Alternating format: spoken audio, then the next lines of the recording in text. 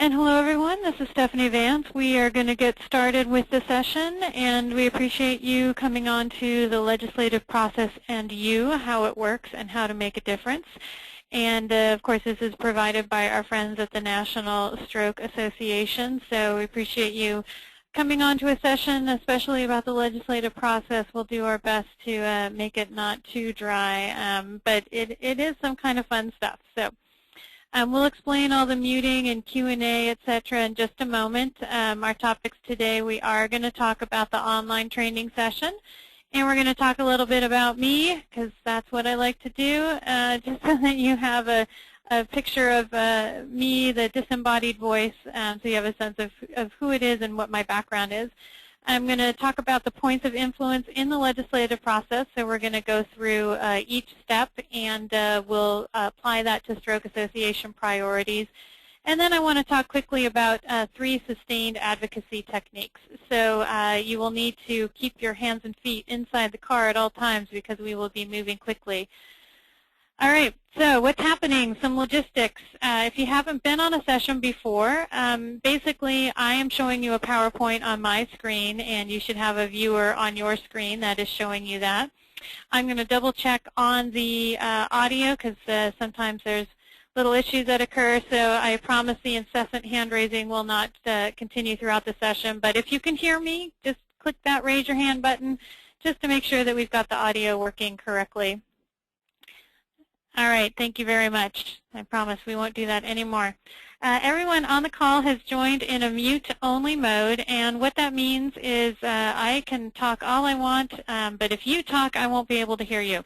And the reason why we do that is we like to mitigate any background noise. The good news is that you can ask questions. You'll see on your webinar screen there's a little button that says questions. If you hit the plus sign next to that, you will open up the question box, and you can type questions to me, and I'll be checking in on those periodically. I assume that we will have several, just based on the fact that the legislative process can be a little intimidating. We also are recording the session, so you can enjoy it over and over and over again. You can share it with your friends, family. You can post it on Facebook. You can make sure that everyone knows some of the things that we're talking about today, because I think that they'll really help you all be more effective advocates and help others be so as well. And we'll also have the PowerPoint available, so we have some checklists and some links and those sorts of things that I think will be helpful to you as you move forward. Now, as promised, there's a picture of me who's speaking. I'm Stephanie Vance. I'm known as the Advocacy Guru, and I've written a whole bunch of books on effective influence and advocacy. I have my most recent one that came out. It's called The Influence Game, and it just came out last week. So, go to a bookstore near you and demand it. A raffle going on for winning a copy of the book. So if you win, you will get a signed copy delivered directly to you. So after the session, if you don't get it, I know you'll be desperate to go and get it yourselves. But at any rate, my background is I used to work on Capitol Hill. I was a staff person for 3 different members of Congress, so I sort of tend to see the influence game from the perspective of the people who are receiving the messages. I also had the opportunity to work as a lobbyist for National Public Radio, and that was great because I got to see the lobbying world from the perspective of the people doing lobbying. So basically, all of my techniques that I'm going to be talking about are really related to that kind of perspective. Now, I should also mention, for the purposes of this particular session, I have a master's degree in legislative affairs. So hopefully most of the information you get is also academically certified as well. Now, what I'm going to do is I do want to start with a poll, but first of all, I want to have Coral from the National Stroke Association National Office welcome you. You are not officially welcomed until you are welcomed by Coral. So, Coral, I've unmuted your line. Please go ahead and welcome our folks onto the call. Thanks, Stephanie, and thank you, everyone, for spending this time with us today learning about advocacy and participating in National Stroke Association's Stroke Advocacy Network. This is National Stroke Association's effort to make the stroke community's voice heard on stroke-related policy issues. I just want to mention one thing. This webinar today is going to be talking about Congress and the rules of the legislative process in Congress. But the legislative process is extremely similar in every state house that is in your state capital. So know that while we are discussing this in terms of Congress, this is exactly what happens in state house, your state house as well, on state-related legislation. So if you have advocacy questions after the webinar, obviously you can ask them during the webinar about this particular subject matter. But I'm here to answer your advocacy questions anytime after this webinar is over. My contact information will be presented at the end of the presentation, so you have it. But if you ever have a question about stroke-related policy or advocacy of the National Stroke Association, we're here to answer that question. So my line is always open. I'm always open to helping anyone become an advocate for stroke-related policies. So thank you for spending your time with us today, and I will turn it back over to Stephanie. Great, thank you, Coral. And I should also mention that I do plan to also go to a state legislative website to help people understand how that relates to the state level. So we'll just, I have Colorado pulled up, and I'll show you where you can read the how a bill becomes a law there, and you will see that it's very similar, although there are sometimes some differences in terms of calendaring and that sort of thing. But we'll make sure you know how it applies to the state level as well. So I'm going to go ahead and launch a poll because I always like to get a sense of where people are on their advocacy journeys. So if you can let me know the answer to this question, where are you on that journey? I know a lot about the legislative process. I vaguely remember government class on this. I don't really know much, or I don't know anything, but I'm excited to learn. And we'll wait for the votes to come in. We don't like to curtail voting. That's frowned upon in a democratic process. All right, we've got 78% of the votes in. I'm going to allow for just another couple moments to see if there's more people who want to vote. Polls are open. All right, I'm going to go ahead and close the poll and share the results. And what you'll see is that most of us, we've got a fair amount of people who know a lot about the legislative process. So as we move through this, if you've got comments or questions about how it works or comments to make for others on the call, that will be very useful. We have people who don't really know much and people who don't really know anything but are excited to learn. So that's great, and hopefully everyone is excited to learn whether we know a lot or a little. It's always nice for me because I get to, whip out the master's in legislative affairs knowledge, which, was a great graduate degree, but not always very useful, except, the occasional 5 minutes at cocktail parties. All right, so where I always like to start with the legislative process is the Schoolhouse Rock session on it. And you all remember I'm just a bill, just a lonely old bill. And I remember, when I used to watch that, how excited I was when the bill became a law. This process is surprisingly accurate. The Schoolhouse Rock was surprisingly accurate. The only difference I see with these days is that the congressman does not sit down at a typewriter and type the bill. But from introduction to finally making it all the way through, this is what we're going to talk about, each step of that process and how to have some influence at each step. Now, I was always excited when the bill became a law because there are in Washington, D.C., about 10,000 bills introduced in a congressional session, and only about 4% of them pass. So that will tell you that the process of getting to a law is pretty difficult, and there's the ones that do pass are the ones that have a lot of advocacy and legislative oomph behind them. So that's why we're here today, is because we want to help build that. The other thing I would say is that, when we're looking at legislative processes at the state level, I've always found that there are also a lot of bills introduced. Not a lot get passed. I think the biggest introduction or the biggest passage rate I've ever seen is like 25%. So states sometimes do a little bit better, but not always as fabulously as we think might be appropriate. All right. So let's talk about the introduction process, because that's one of the most important things, is where bill ideas come from. And I can tell you from my experiences on Capitol Hill, they come from a variety of different places. Direct experience with local issues, people who are influential with the legislator or particular legislator and want to move an issue with them, and sort of the general interests of the legislator.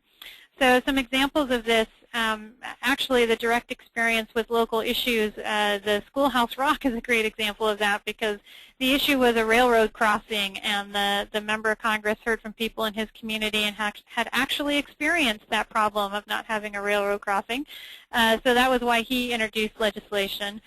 Influential, good example of this is my old boss, Congressman Blumenauer, had friends, just actual friends, not campaign contributors or anything along those lines, who went and talked to him once about introducing legislation on pet trusts, which are basically trusts that you can set up, a state trust for your pet to make sure that they are cared for after you die, which is, a very nice piece of legislation to introduce. It was kind of odd because the congressmen have no pets.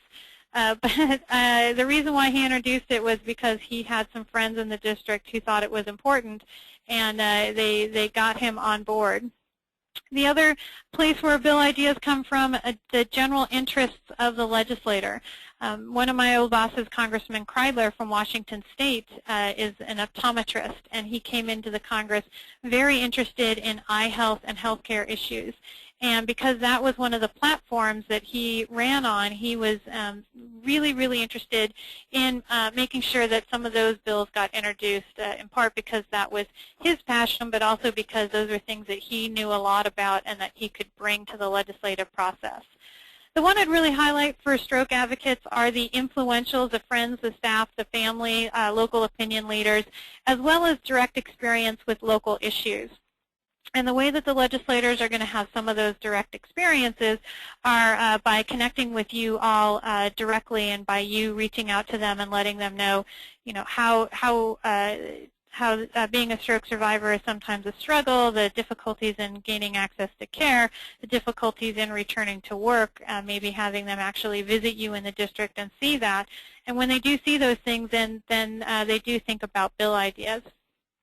Coral, I know, had, when she was here in Washington, D.C., had a great meeting with Senator Kirk, who had recently suffered from a stroke and is now a stroke survivor. And he, is basically thinking about what some of the issues are that he can work on. So that's a direct experience, obviously, that he's had, and so he wants to figure out how to help.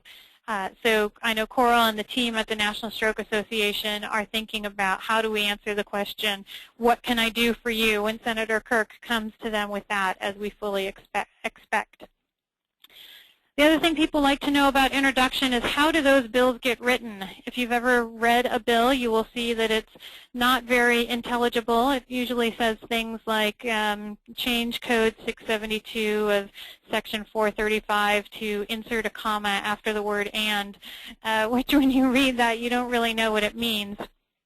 They are written by extremely smart lawyer types who sit in the capitals, and I know that this happens at the state capitol as well. Legislative staff go to those folks and they say, hey, we want to introduce a bill that has this outcome. How do we do that? And they come up with a variety of different ways to do that. How it is done, how it's written, is actually very important to whether it gets passed.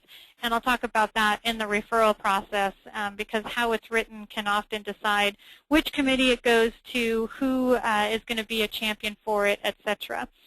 So the key thing to remember there with introduction is to figure out who the people in the state capitol are that are actually writing the bills, because those are actually people who you can build a relationship with.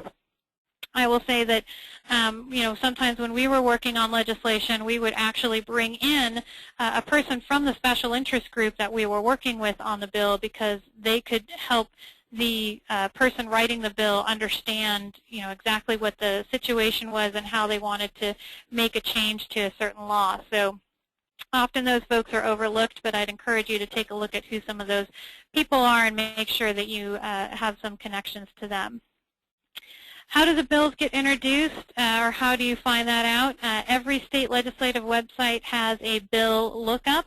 I would suggest perhaps many state legislative sites have a bill alert where you can type in a word and ask for alerts about any bills that are introduced on that topic.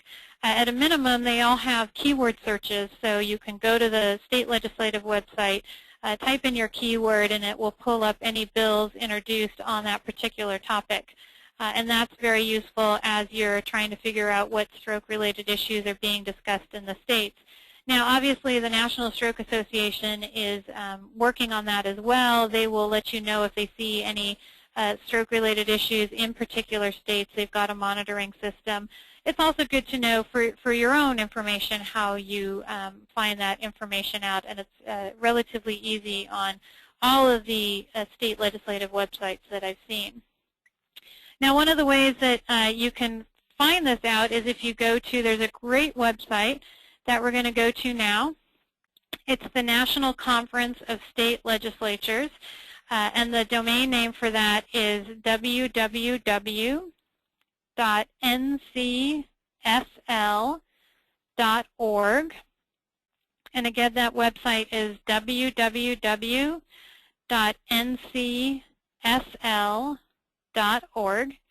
And if you're concerned about making sure you've got that site, we will have the PowerPoint and other materials available after the session, so you will have access to it. But when I go to that site, there's a great link, a tab up at the top called Legislatures, Organization, Procedures, and Facilities. So, usually the way I'd find a state capitol site or a state legislative site is to simply use that magic Google search engine, which will usually take you directly there, but this will also take you to some of those resources, give you information on full and part-time legislatures.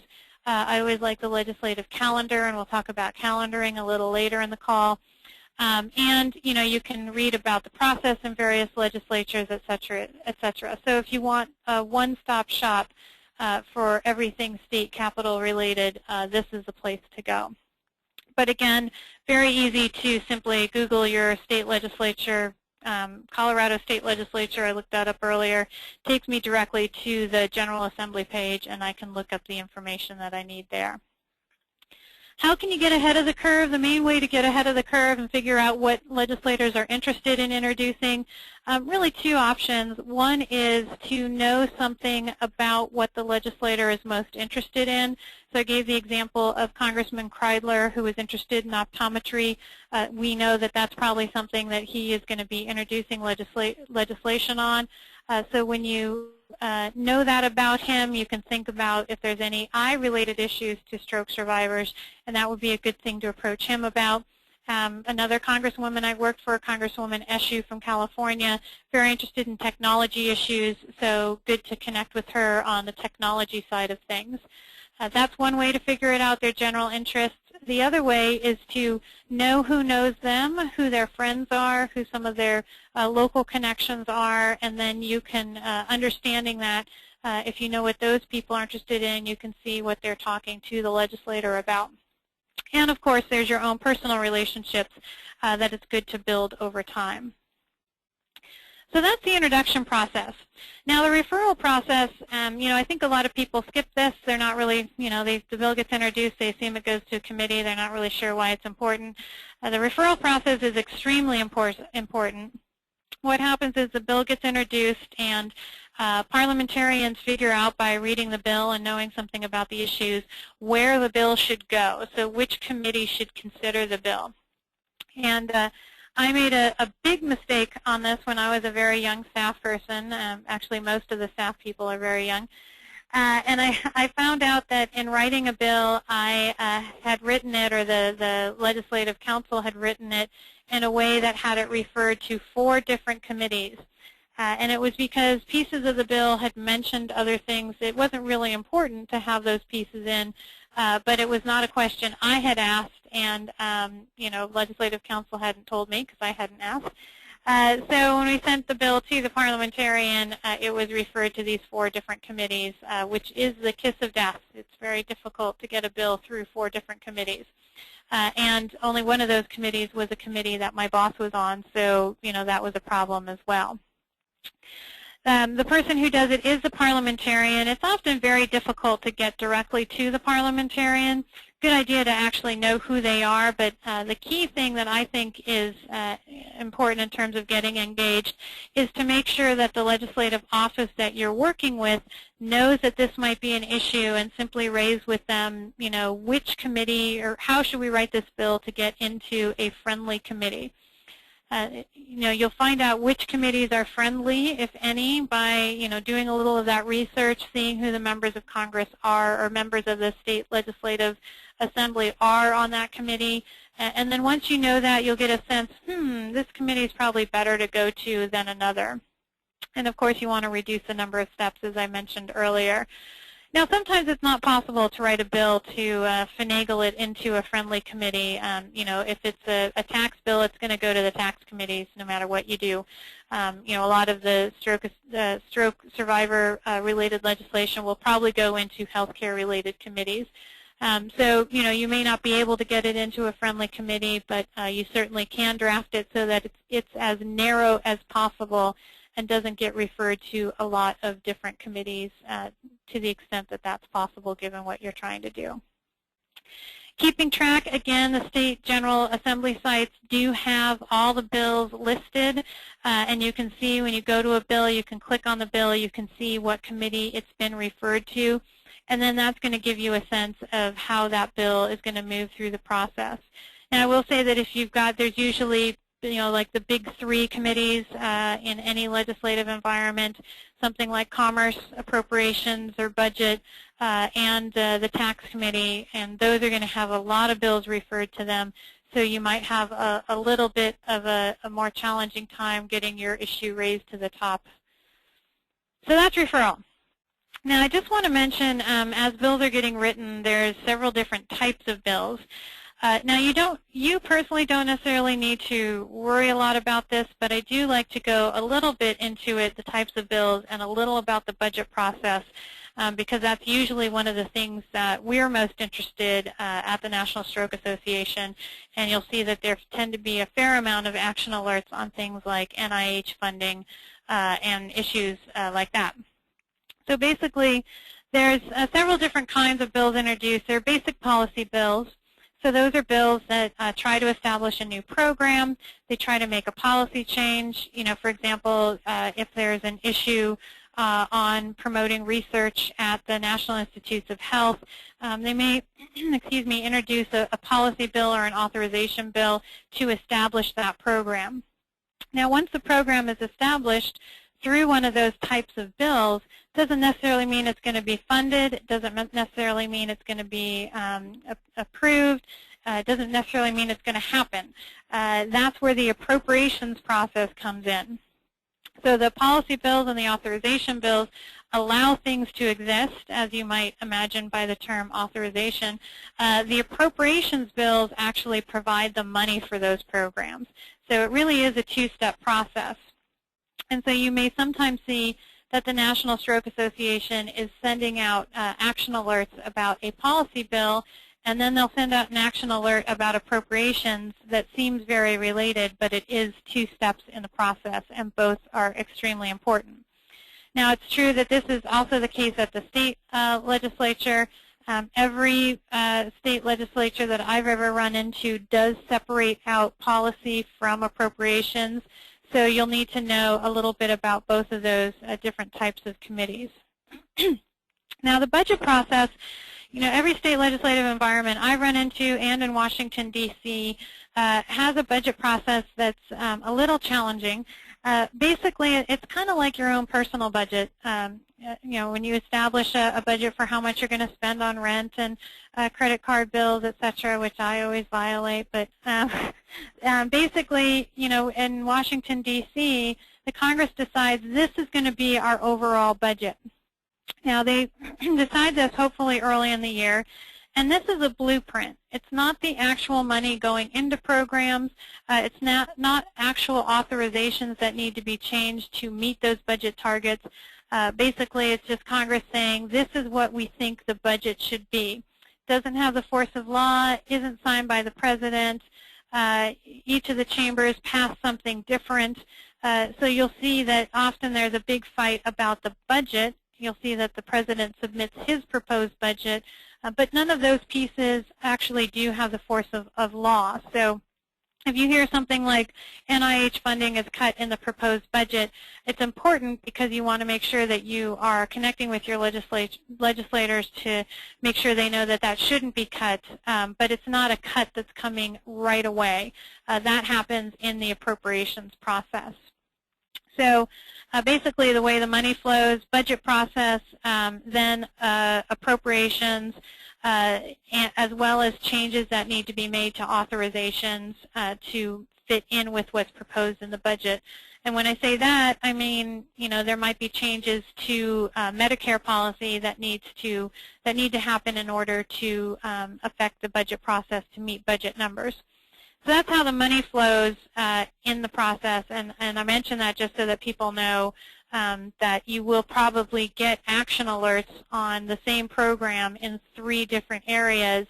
And you may be thinking, why am I continuing to advocate on this? And that's usually why. Sometimes you'll see that there's different initials. There might be at the state level, it might be House Bill such and such or House Resolution such and such. In Washington, D.C., it's HR. We also have HRES and HConRes. And we also have private bills. Basically, HR and HRES, not too different. HRES may have a bunch more whereases before it. HR is usually just a very narrow piece, changing different types of codes. H concurrent resolution, that's just something that the House passes on its own. Doesn't need to have Senate, the 2 bodies don't have to agree on it. A lot of times these are things like, let's have a National Stroke Awareness Month is a perfect example where we were trying to get legislators to introduce a bill that said that these are important.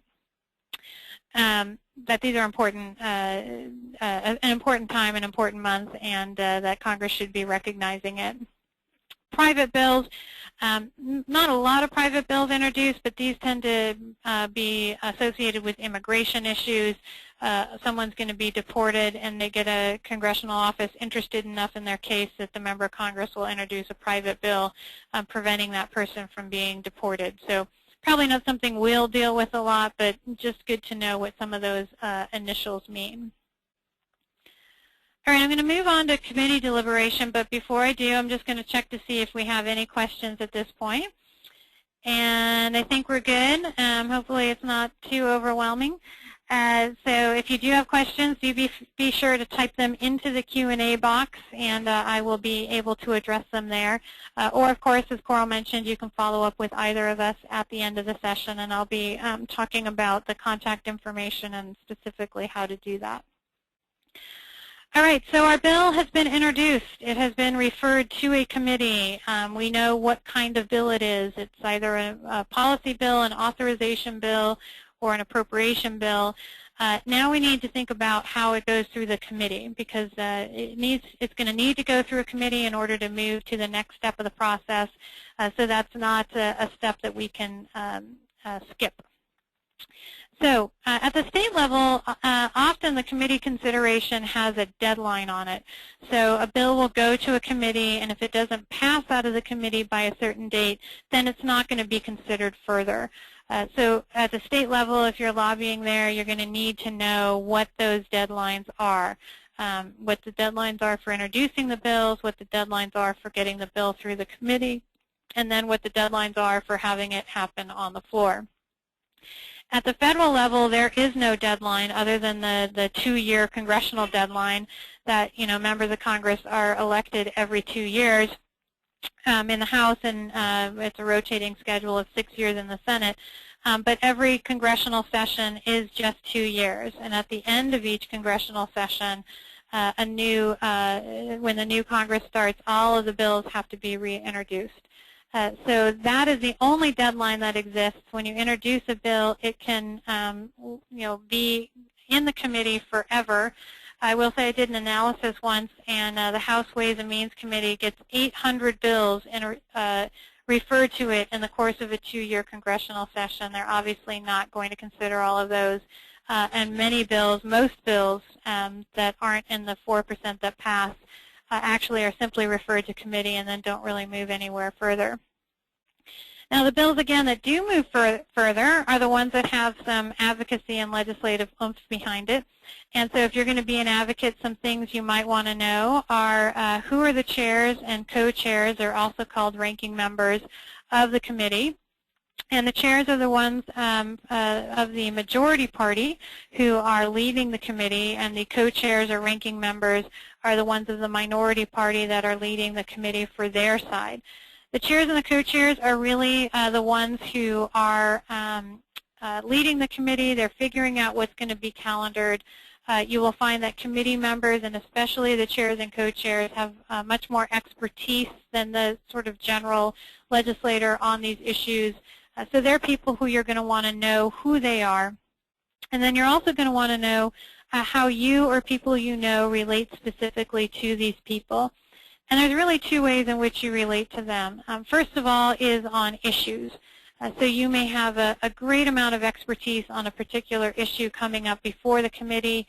A good example is AFib. If people are interested in that issue, they know a fair amount about it and how it connects back to stroke. Going to a committee that's dealing with legislation on that issue and saying, hey, I know a lot about this, be willing to help you with it, is a way to connect with them. One of the most important ways, though, that you might connect with these people is through constituency.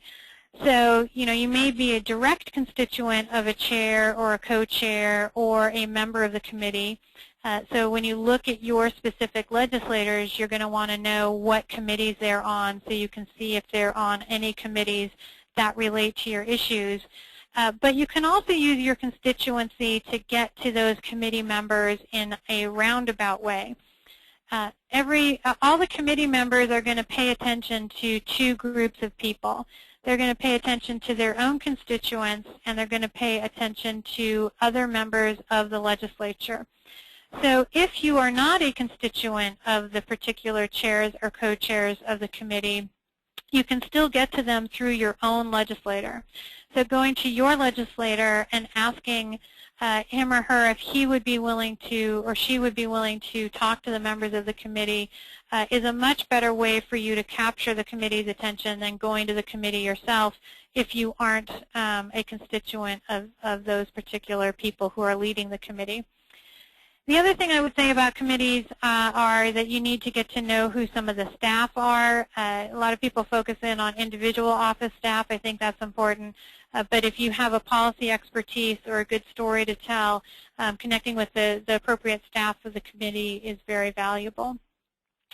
In the committee, as you're looking, you need to know who the chairs and co-chairs are, but you also need to know, and looking very specifically at the committee, who are the champions and who are the opponents. And the reason why you need to know that is because if you have an opportunity to make a public comment, many times hearings are open to the public. You may have an opportunity to testify. If you do have those relationships with committee staff, they may ask you to testify. You can also ask your own legislator to ask the committee if you can testify. Getting those stories and that information out there is really important, so understanding that public comment process can help us move the ball a little further. When you do have an opportunity for public comment or to testify, knowing the champions and the opponents is very valuable when you're preparing testimony. If you can take a look very closely at those champions and opponents and prepare your testimony with some stories based on their particular interests, their particular constituency, that can really help the champions support you, and it can sort of have the opponents be a little bit quieter about their opposition. One of the things I always like to make sure people are thinking about, if they're talking about the committee, if they're connecting to the committee, are softball questions. So these are having set up ahead of time with your champions some questions that they can ask you that, you can pretty easily answer. And, a lot of times people develop their testimony and they don't think about the questions that are going to be coming from the committee. Those softball questions are some great ways to get more points out there and, frankly, sometimes take up time that the opponents would be using to ask you questions. And if you're concerned about that, you're worried about having testimony and making public statements because you're worried that people will ask you questions you don't know the answer to, it's always perfectly appropriate in a hearing to say, I don't know the answer to that question, but I'll get back to you. The record is always open for further comments, so you always have that opportunity. But I think connecting in through to the committee deliberation through those two specific ways. One is seeing if there's an opportunity for public comment and preparing testimony where appropriate. And the second is getting to know the specific legislators and staff on that committee and seeing if you can get those specific committee members to understand how stroke issues relate to their specific district. All right, so hopefully our bill's been introduced, it's been referred, it's made it to the committee. It's made it through the committee, and now it needs to go to the floor. Now remember, a lot of bills don't make it through that entire process, so many bills are languishing in the committee.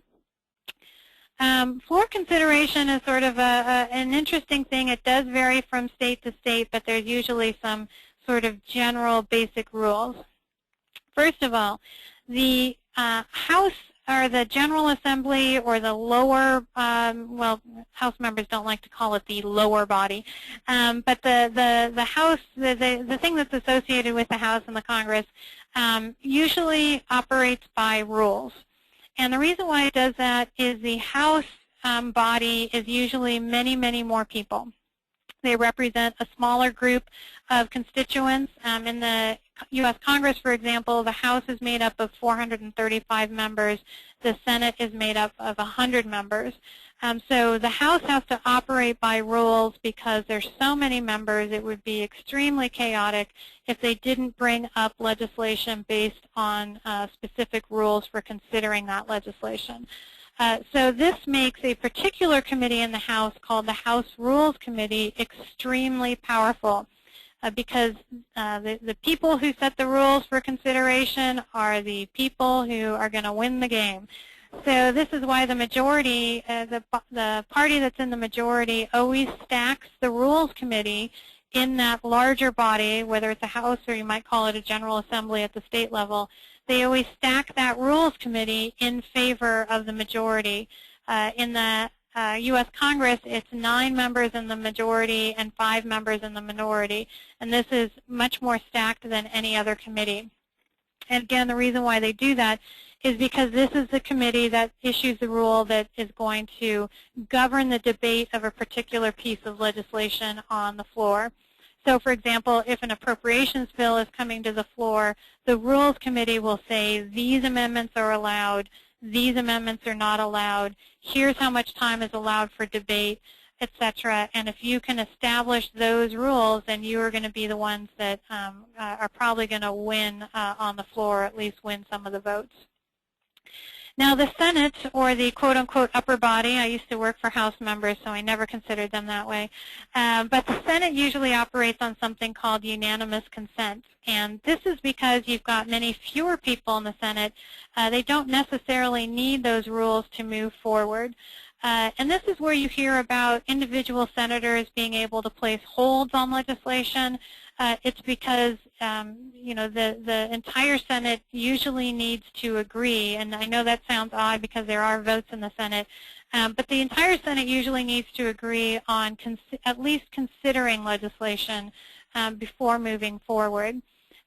So, you know, a senator can place a hold on a bill, they can filibuster a bill, because each individual senator has far more power than each individual House member in their respective bodies. Again, that's important to know because, you know, if you've got a really strong, powerful champion in the Senate, that individual, regardless of what committee they're on, regardless of whether they're in the leadership, etc., that individual is going to have a lot more power to change the bill than an individual member of the House or the General Assembly. So it's just a basic principle to understand between the two houses. Now, if you're from Nebraska, you have a unicameral legislature, so much easier to navigate. Good job, but you're not going to have the same differentiation. Now, most bills, of that 4% that I talked about that pass, frankly, most of them are about renaming post offices and federal buildings. Some of them are about designating wilderness areas. They're not necessarily things that are too hugely controversial, so they're usually considered under what's known as regular order. And the regular order is just an established set of rules, allows the legislature to consider bills without having to go through a fancy rules committee process. And it's good to know what that sort of standard consideration process is so that you know that if your bill comes up under that, you know how it works. Many bills do have to go through the Rules Committee because they are somewhat controversial and people are going to disagree about what amendments need to be offered. So you should know that process as well. But regular order is a very good sort of basic process to understand. Really important part of floor consideration is whipping for votes. Now, that's a great way for advocates to individually get involved. You will find that when legislation reaches the floor, especially if it's somewhat controversial, you will need to have people contacting the specific legislators who are going to be voting on the bill and asking them to support or oppose as appropriate for your issue. And that, often the leadership of the House or the Senate will come to groups and organizations and say, hey, we really need help whipping on this vote. And what that means is it's time for you to reach out to your entire network, ask them to contact their legislators, and deliver a message of support or opposition for the bill that's being considered. So when we get, when the bill gets to the floor, that whipping for votes thing is very important. Now, I also want to very briefly mention the calendaring system. This, I think, is one of the main differences between a federal policy process and a state-level policy process. At the federal level, there are all these sort of fancy calendar structures, which aren't actually utilized all that often. The basic way that a bill gets to the floor, there's two basic ways a bill gets to the floor. One is the leadership decides that they're going to set aside time to debate a piece of legislation. They establish a rule for it, or they establish what's known on the Senate side as a unanimous consent order. They set aside that time, and they decide they're going to debate the bill. For more non-controversial bills, on the House side, there's something known as the suspension calendar, which is just those post offices, those designating a river, etc., that can just pass quickly through the process. There's, an hour of debate for the people who are supporting the bill to go down and say nice things about their post office, and that has to pass by a 2/3 vote. Now, on the Senate side, there are bills that are simply passed by unanimous consent. As long as the senator doesn't object, it goes through the process. So, for the state level, the calendaring system is often a little different because it can be based on deadlines. So if a bill doesn't get to a certain point in the process, it's simply not going to be considered for the floor during that particular session. And again, that is not the case at the federal level. So you will probably see the National Stroke Association asking for votes on the floor, asking for your help in whipping for votes at a time when it seems like, well, shouldn't this have already been rejected for floor consideration? So just remember that there's those two differences between the state and federal level. State level very much more driven by deadlines than the federal level is for considering bills on the floor. And actually, we see a great example of this in the appropriations process because the appropriations process at the federal level is somewhat deadline-driven by the when a budget needs to be passed and when funding has to happen for federal agencies. That's really the only deadlines that exist at the federal level. It's not a self-imposed deadline of certain bills needing to get to certain points before they're considered. All right, now there's a process of resolving the differences between the chambers because, and I'm just going to check to see if we have any questions. I think we're good. We don't have any questions, but if you've got even an esoteric question, if I don't know the answer, I will tell you that. But do feel free to type in questions as we go along. So once the bills have been considered on the floor of both the House and the Senate, and they've both been passed, usually the language is different, especially for somewhat more controversial bills. So the House and the Senate have to pass the exact same version of legislation before it can become law. So they have to resolve those differences. They do that in one of two ways. The first one that we're all pretty familiar with or may have heard of are conference committees. And what that means is the House leadership and the Senate leadership appoint different members to be part of a conference committee. And that conference committee goes line by line through a piece of legislation, and they try to figure out whether the House or the Senate is going to prevail on that particular set of language if there's a difference. Now, it's an interesting process because there's still a lot of influence that can go into that process. And in fact, many bills are basically written in the conference committee because both the House and the Senate have passed vastly different versions of the legislation, and it's the conference committee that's going to get together and really hash out some of the details. So this is an important step for advocates to be involved with. The best way to be involved in that process is to, again, either have a connection directly to the conference committee members as a constituent, to contact those particular legislators if you're a constituent, or to contact your own legislators and ask those legislators to contact the conference committee members. Again, the conference committee members are going to pay a lot more attention to other members of their chamber, other legislators, than they're going to pay to individual citizens. So your time is much better spent trying to get your own legislator to send a letter or make a statement about a particular provision of the bill instead of you contacting those conference committee members directly.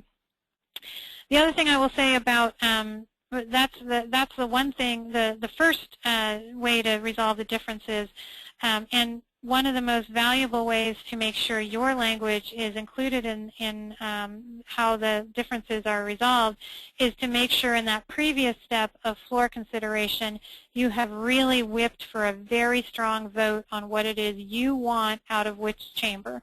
So if you really, really like the House side's version of a particular piece of legislation, having an extremely strong vote in the House allows the House to go into the conference committee saying, hey, whatever bill we have that comes out of this committee, and then that bill is going to need to be considered on both the House and Senate floors, whatever bill that is, we are really not going to be able to get it through our chamber if we don't include our provision because, look, we had this vote of 300 to 135 or whatever. So the conference process is really impacted by what happens on the floor, so having that strong vote on the floor really helps. The second way the differences are resolved between the chambers, usually what's called amendments between the houses. So if the differences between the House and the Senate bills aren't that great, then they could usually just go back and forth, pass, the House can pass the Senate version, the Senate can pass the House version, then that bill, both chambers have passed the same version of legislation, and it can go to the President for signature or veto. So those are the two ways. Conference committee, mostly used for very controversial bills, and then secondly, the amendments between the houses, which can be useful for pretty non-controversial bills. Now, advocates aren't going to obviously have much of a role in deciding which way they're going to go on resolving those differences, but advocates can have a very strong role in making sure that the language you like goes into the conference committee with an extremely strong vote.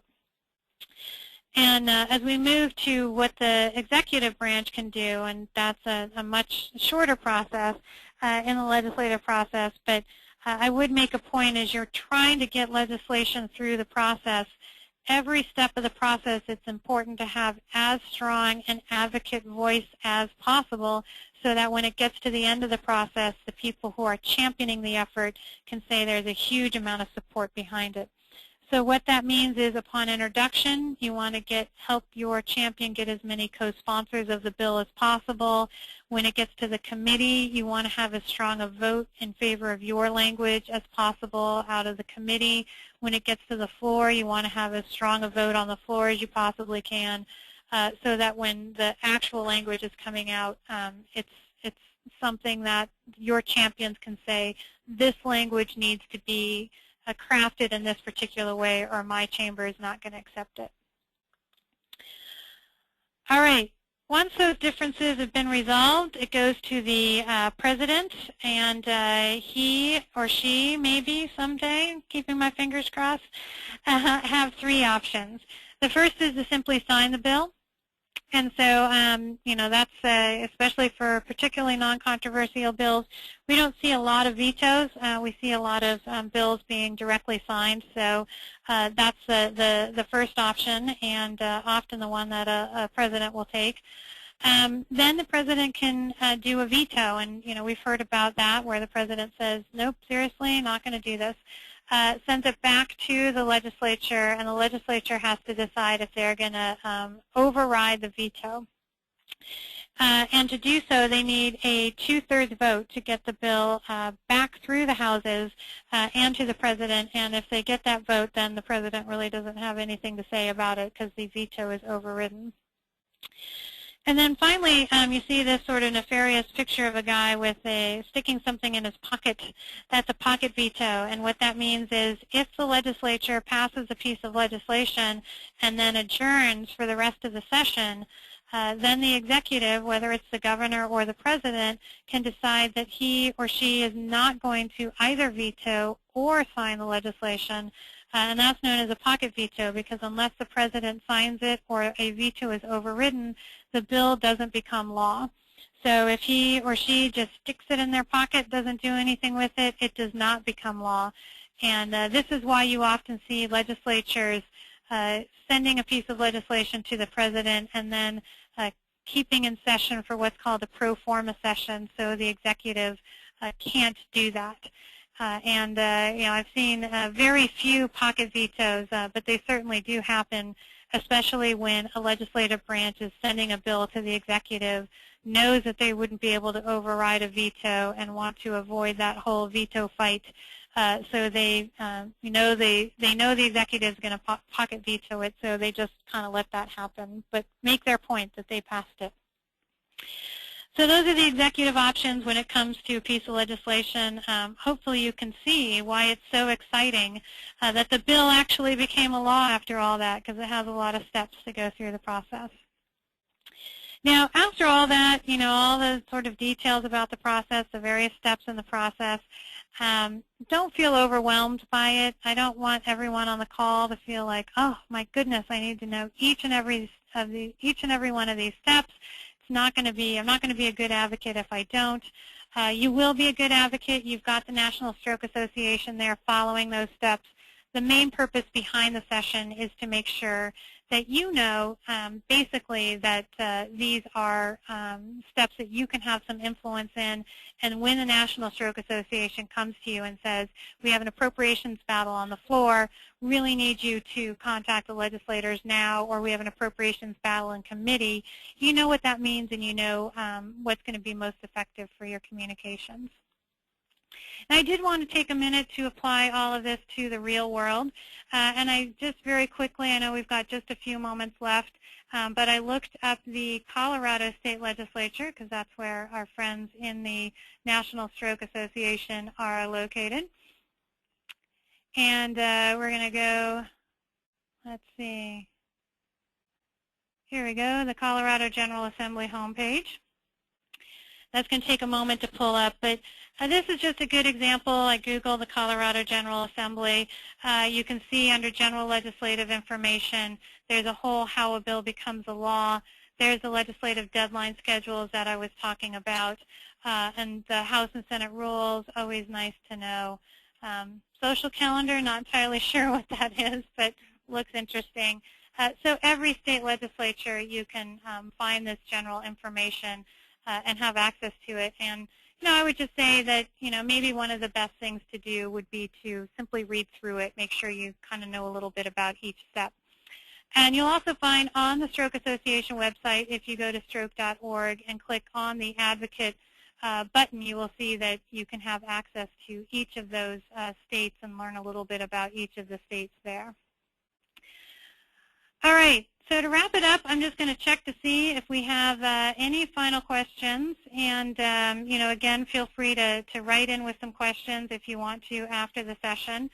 And I want to make sure everyone got at least one idea of something that they're going to do next. So I'm going to open up a final what will you do next poll that I'm going to launch for you all and ask you what are some of the things you're going to do next. Are you going to learn more about the process, learn about the players, learn about the network, all of the above and more?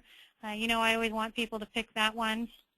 And you'll see here at the end of the PowerPoint that we've got a checklist for you based on everything that we talked about. The easiest ones, I think, to do are to find the state legislative web pages, figure out which committees are relevant, and, of course, review some of the SAN resources that I think are going to really help you be much more effective advocates, not that you aren't already. I would also want to mention that, again, all of these resources and the recordings of the webinars are available on the Stroke site. So if you have been listening to this and thinking, I can't remember the difference between a budget and appropriation, you will have access to it. You can go and listen again. And, of course, you have access to Coral and myself to answer any questions. And I'm going to actually close the poll and share the results I'll just mention to you, and you can see our contact information here. 80% of us are going to do all of the above and more, so that's great. 20% are going to learn more about the players. That's good too, and as you learn more about that, hopefully you will be incredibly fascinated by the process. So use this information, contact us. Both Coral and I are extreme legislative geeks, as you can tell by the whole session I just did. But if you have questions about your own state legislature, you want to get some strategy information, do feel free to let us know, because we are always eager to help out with those kinds of questions. And with that, I'm going to let you out into the world. Thank you for attending. And for those who did attend, you are officially entered into the raffle for a copy of the book, The Influence Game, signed by yours truly, because I'm the one who actually wrote it. And hopefully you can use that as you go forth and influence. Thanks again for being on the call, and we hope to see you on a future session.